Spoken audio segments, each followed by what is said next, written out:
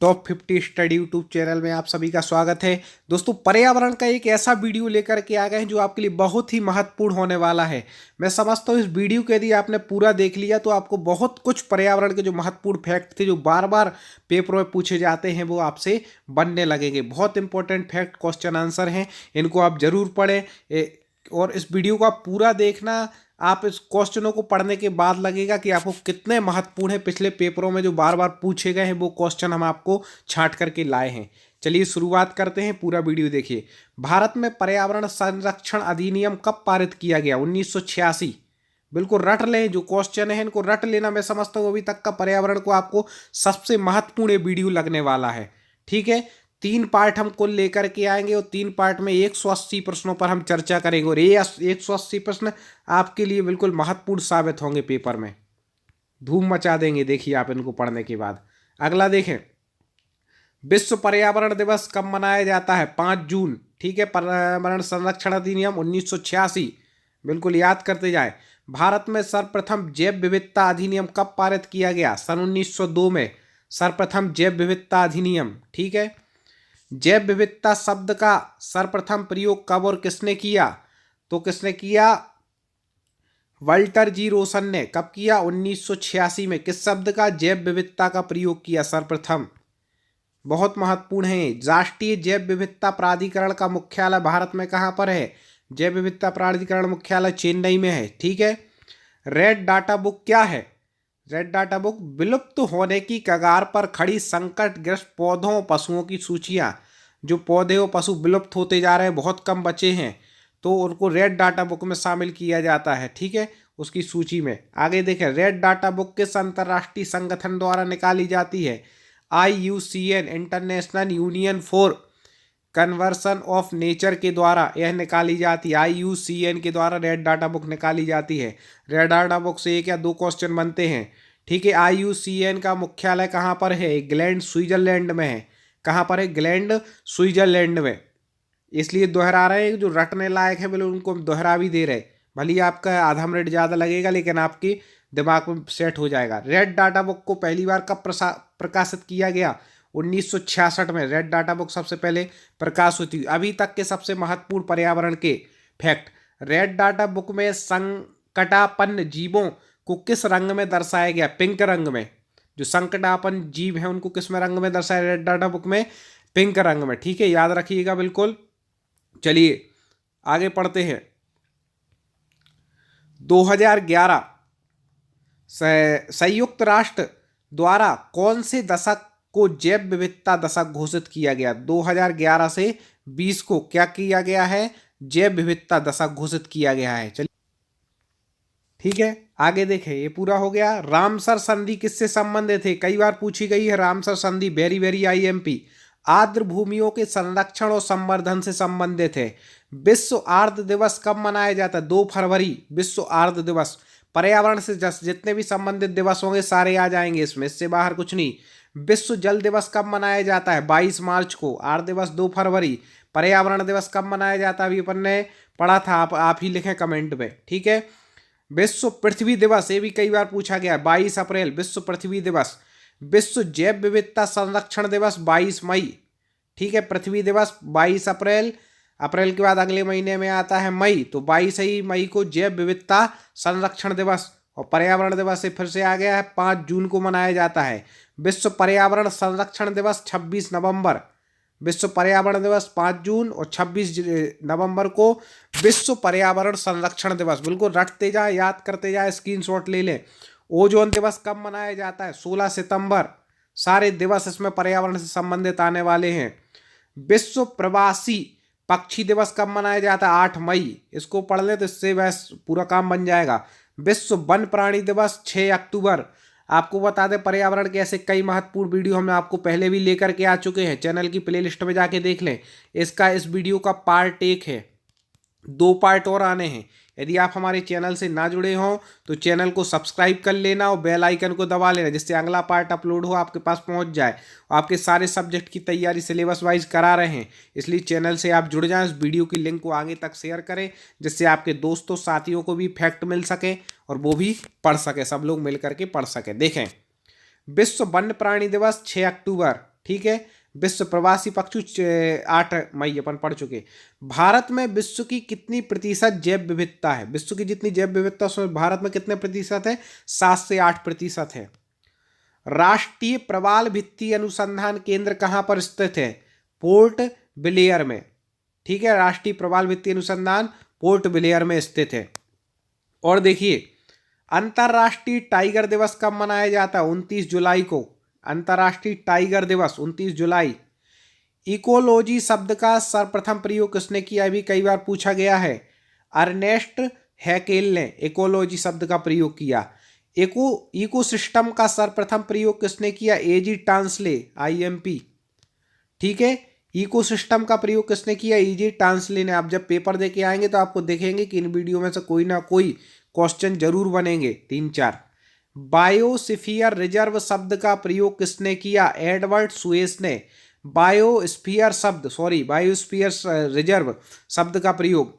भारत में project tiger कब शुरू हुआ? वेरी वेरी IMP, 1973 में भारत में प्रोजेक्ट टाइगर शुरू हुआ। भारत का राष्ट्रीय जैविक उद्यान कहाँ पर है? नई दिल्ली में राष्ट्रीय जैविक उद्यान भारत का। भारत का सर्वप्रथम राष्ट्रीय उद्यान कौन सा? सबसे पहला राष्ट्रीय उद्यान जिम कॉर्बेट राष्ट्रीय उद्यान, वो उत्तराखंड में है, 1921 में, ठीक है, शुरू हुआ। राजीव गांधी नेशनल पार्क कहाँ अवस्थित है? राजीव गांधी नेशनल पार्क यह कर्नाटक में है। आपको यदि वीडियो पसंद आ रहा हो, क्वेश्चन अच्छे लग रहे हो, एक बार लाइक जरूर कर दें और मेरा निवेदन पूरा देखिएगा, वीडियो को बिल्कुल भी स्किप ना करें। क्यों? क्योंकि आपके कोई भी क्वेश्चन छूट सकता है जो आपके लिए महत्वपूर्ण हो, ठीक है। नागरहोल राष्ट्रीय पार्क कर्नाटक को अन्य किस नाम से जाना जा सकता है? पहले तो आप यह याद रखें, नागरहोल राष्ट्रीय पार्क कहाँ पर है? कर्नाटक में। और इसको दूसरा नाम क्या है? तो राजीव गांधी नेशनल पार्क नागरहोल राष्ट्रीय पार्क का दूसरा नाम है। केरल में स्थित पेरियार अभ्यारण्य किस लिए प्रसिद्ध है? ठीक है, केरल में कौन सा अभ्यारण्य? पेरियार। किस लिए प्रसिद्ध है? जंगली हाथियों के लिए। ऐसे दोनों फैक्ट याद करते जाना है। यूनेस्को द्वारा man and biosphere programme MAB क्या है? इसकी शुरुआत कब हुई? तो यूनेस्को का मैन एंड बायोस्फीयर कार्यक्रम का मुख्य उद्देश्य लोगों और उनके पर्यावरण के मध्य संबंधों में सुधार है। इसकी शुरुआत 1971 में हुई थी, ठीक है। कब हुई? 1900। आगे बढ़ें। ग्रेट हिमालय राष्ट्रीय पार्क जिसे यूनेस्को ने विश्व धरोहर स्थल घोषित किया, कौन से पार्क को किया यूनेस्को ने विश्व धरोहर? ग्रेट हिमालय राष्ट्रीय पार्क को। कहाँ पर है? हिमाचल प्रदेश में। हिमालय हिमाचल, ठीक है। तो ग्रेट हिमाचल राष्ट्रीय पार्क है, हिमाचल प्रदेश में है, ठीक है। आगे देखें, भारत में ताजे पानी की सबसे बड़ी झील कौन सी है? लोकटक झील है, ताजे पानी की सबसे बड़ी है, ठीक है। ताजे पानी के लिए पूछा जा रहा है, ये भी याद रखिएगा, सबसे बड़ी नहीं, केवल ताजे पानी की। भारत में ताजे पानी की सबसे बड़ी झील है जो कि मणिपुर में है। कहाँ पर है? मणिपुर। कौन सी है? लोकटक। इतना ताजा पानी कि लोग टकटकी लगा करके देखते हैं, ऐसे आप याद कर सकते हैं भारत की ताजे पानी की।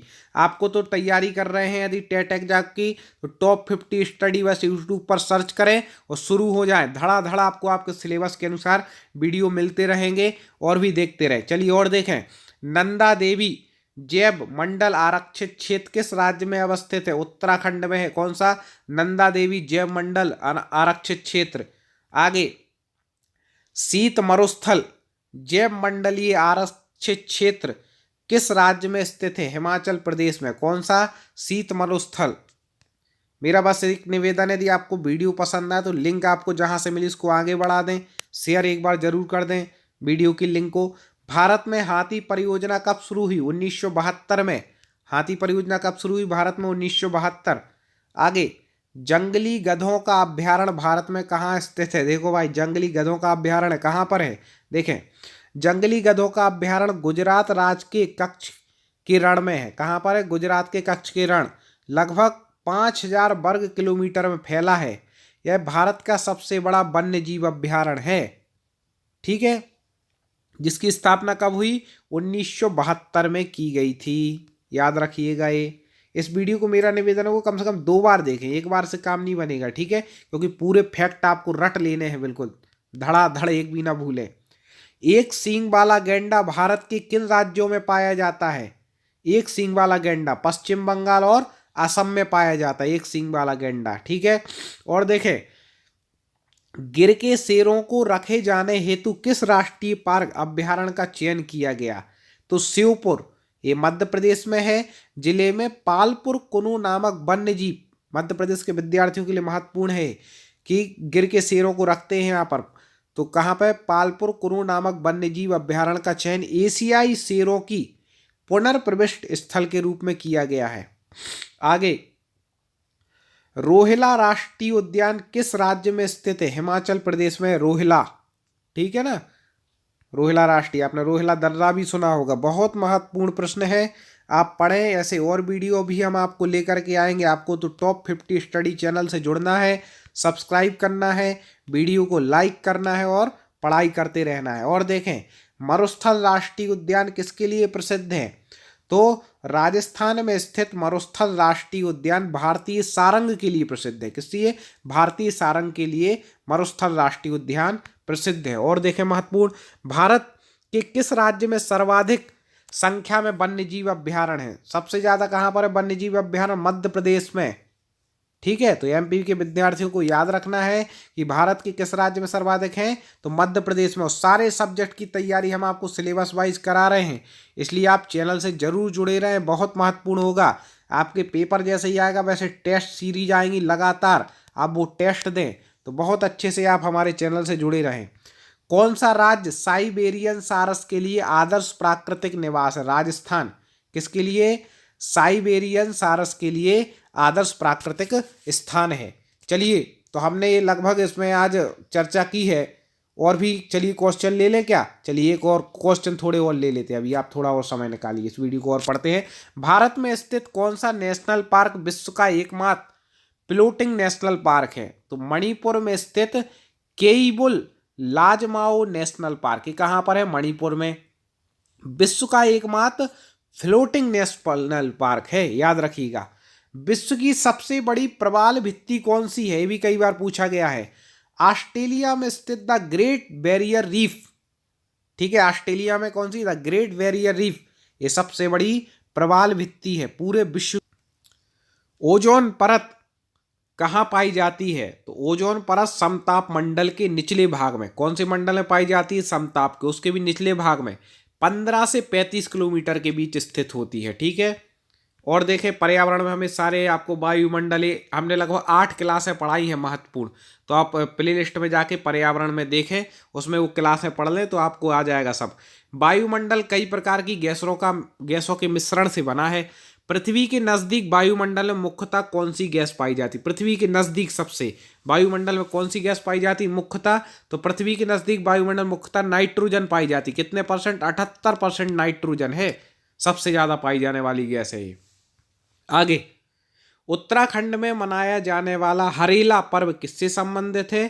तो उत्तराखंड में जो हरेला मनाते हैं वह पौधारोपण से संबंधित है, ठीक है। खाद्य श्रृंखला फूड चेन में मानव है, क्या है? खाद्य श्रृंखला फूड चेन में मानव प्राथमिक और द्वितीय उपभोक्ताओं दोनों होता है फूड चेन में, क्योंकि वह शाकाहारी मांसाहारी दोनों प्रकार के खाद्य ग्रहण कर सकता है, इसलिए प्राथमिक भी है, शाकाहारी भी और द्वितीय उपभोक्ता भी है। दो भिन्न समुदायों के बीच का संक्रांति क्षेत्र क्या कहलाता है? इकोटोन, ठीक है। कौन सा वृक्ष पारिस्थितिकी की आतंकवादी माना जाता है? वेरी मोस्ट है। पारिस्थितिकी आतंकवादी कहते हैं किसको? यूकेलिप्टस को पारिस्थितिकी आतंकवादी माना जाता है। कौन सा वृक्ष है? यूकेलिप्टस। यूकेलिप्टस के कारण पृथ्वी का जल स्तर घट जाता है तथा निकटस्थ भूमि की उर्वरा शक्ति का ह्रास होता है। मेरा एक निवेदन होगा, इस वीडियो को आप 2 बार देखिएगा जिससे पूरे क्वेश्चन रट जाए। सेव कर लीजिए इसको अपनी प्लेलिस्ट में। चलिए आगे, कौन सा पारिस्थितिकी तंत्र पृथ्वी के सर्वाधिक क्षेत्र पर फैला हुआ है? ठीक है, तो वह कौन सा? महासागरीय पारिस्थितिकी तंत्र पृथ्वी के सबसे ज्यादा क्षेत्र पर फैला हो गया। महासागर है, समुद्र है, पानी है, आपको सब पता है, ठीक है। आगे बढ़ते हैं। कौन सा पारिस्थितिकी तंत्र सर्वाधिक स्थायी पारिस्थितिकी तंत्र है? तो महासागरीय पारिस्थितिकी तंत्र सबसे ज्यादा स्थायी पारिस्थितिकी तंत्र है और ये सबसे ज्यादा क्षेत्र पर फैला भी है।